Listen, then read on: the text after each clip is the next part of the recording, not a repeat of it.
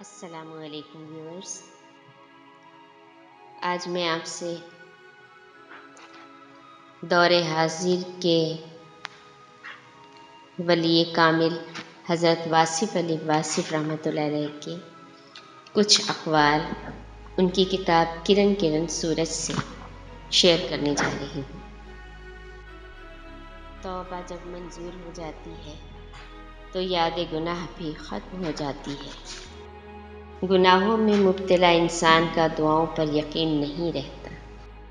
غافل کی آنکھ اس وقت کھلتی ہے جب بند ہونے کو ہوتی ہے۔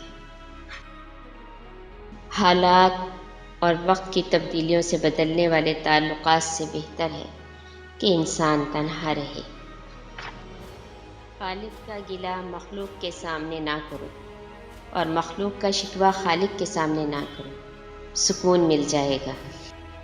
کچھ لوگ زندگی میں مردہ ہوتے ہیں اور کچھ مرنے کے بعد بھی زندہ۔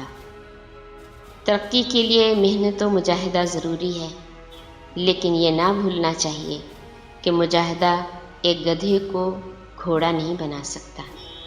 محبت سے دیکھو تو گلاب میں رنگ ملے گا، خوشبو ملے گی۔ نفرت سے دیکھو تو خار نگاہوں میں کھٹکیں گے۔ ولیوں کی صحبت میں رہا کرو، سکون مل جائے گا۔ کسی کا سکون برباد نہ کرو، سکون مل جائے گا۔ فرض اور شوق یکجا کر دو، سکون مل جائے گا۔ دل سے کدورت نکال دو، سکون مل جائے گا۔ کبھی کبھی خاموشی سے اپنے گھر کے دروازے کے سامنے سے اجنبی ہو کر گزر جائیں اور سوچیں کہ اس گھر میں آپ کب تک ہیں۔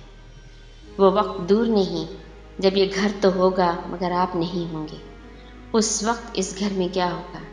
آپ کا تذکرہ ہوگا، کس انداز سے؟ بدی کی تلاش ہو تو اپنے اندر جھانکو، نیکی کی تمنا ہو تو دوسروں میں ڈھونڈو۔ ہمارے بعد دنیا ویسی ہی قائم و دائم رہے گی جیسی ہمارے آنے سے پہلے تھی۔